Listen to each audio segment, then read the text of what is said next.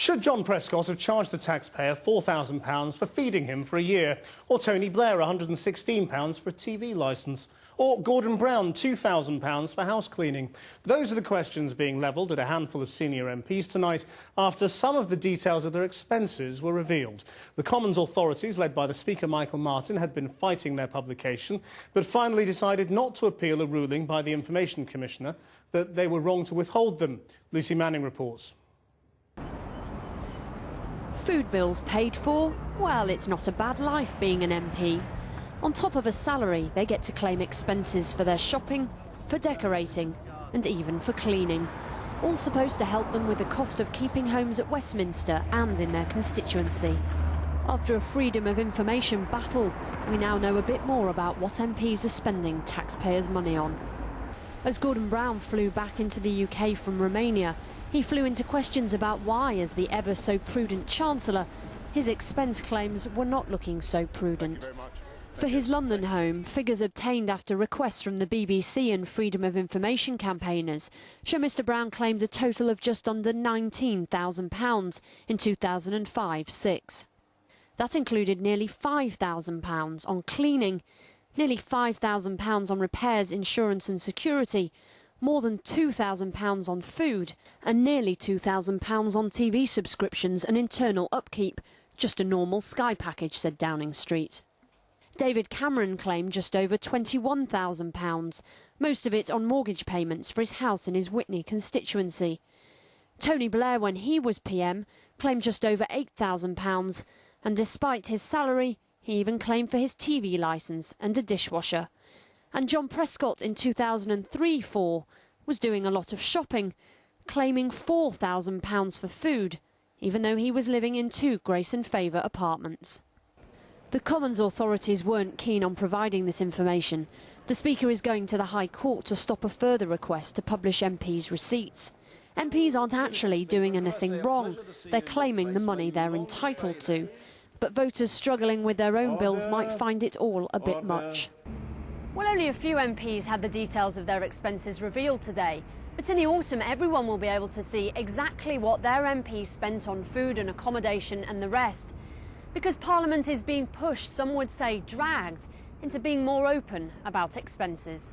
It's not at all the full amount that I think the public need and deserve to be able to have full faith that the expenses are totally above board and legitimate, but at least it's a step in the right direction. Although I must say it's been like dragging teeth trying to get these these category details disclosed. Maybe it was just coincidence, but these figures were published as Westminster was deserted, MPs returning to their constituencies for the Easter recess, some to their homes well stocked, cleaned and decorated with help from you, the taxpayer. Lucy Manning reporting. Well, I'm joined now from Twickenham by the Liberal Democrats Treasury spokesman Vince Cable, and with me in the studio, Mark Wallace from the Taxpayers Alliance. Mark Wallace, what do you object to about these expenses? Well, I think the first thing we should object to is how difficult it's been to get hold of them at all. Secondly, I think the interesting thing to look at is even with these very broad categories, we have people who, for example, as cabinet ministers, are earning large salaries, they're getting free Grace and Favour homes, they're also getting homes subsidised by the taxpayer, and they still feel that it's right to claim their groceries. And you think that's wrong? I do think that's wrong. I think that's unfair if you bear in mind the people paying for it are ordinary families around the country, pensioners on fixed incomes who are struggling to get by. Vince Cable, do you and your colleagues use expenses to boost your income? Not at all, no.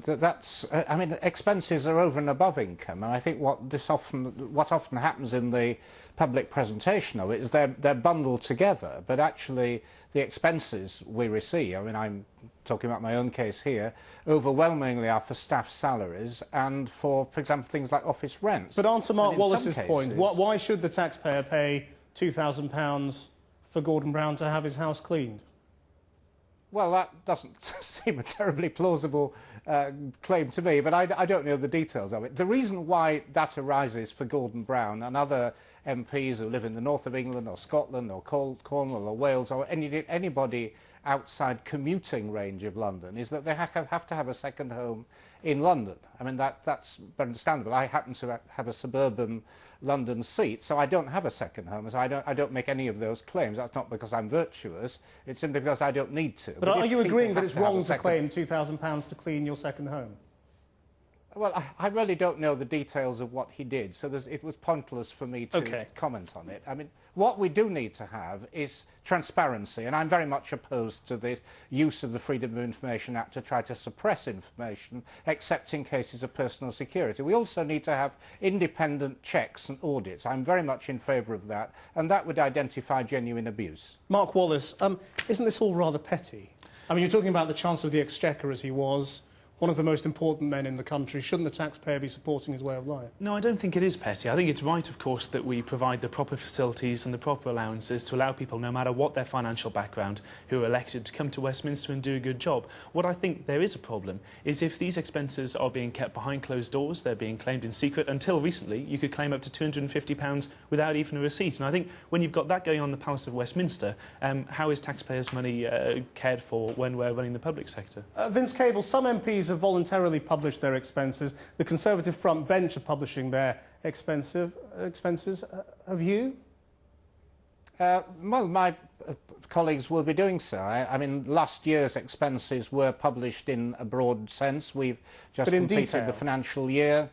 Well, it depends how much detail. I'm certainly not in favour of hiding anything, and I'm quite happy with my colleagues to publish stuff in a way which is acceptable to the public in whatever detail is needed. So there's no wish to hide. I think there is a practical issue about when you actually present this stuff, whether it's done in a standardised form, but certainly we have nothing to hide, and we're very anxious to reassure the public, who quite reasonably, and as your other discussant have just pointed out, there is an annoyance that this stuff is being hidden, and there's no justification for hiding information on expenses. But it's more what the money's been spent on, except where the personal security of staff is concerned. I mean, £4,000 for food for John Prescott, when he's got, official residences, official cooks and all sorts of things. I mean, how do you defend that? I don't know where this claim for food comes from. It's been published, hasn't it? There is no such thing as an MP claiming for food. We pay for our own food, as far as I'm aware. I think that what may be involved here, and this is where we need to understand the context, is if people are away on parliamentary business, or if they're travelling long distances from their constituencies, they may be claiming some expenses as part of that travel. So I don't know the context. There's no point jumping to conclusions about it. But that's what has happened. The public should not get the impression that MPs enjoy free or subsidised food as part of these expenses, because they don't. That's not part of the system. Vince Cable and Mark Wallace, thank you very much indeed. Thank you.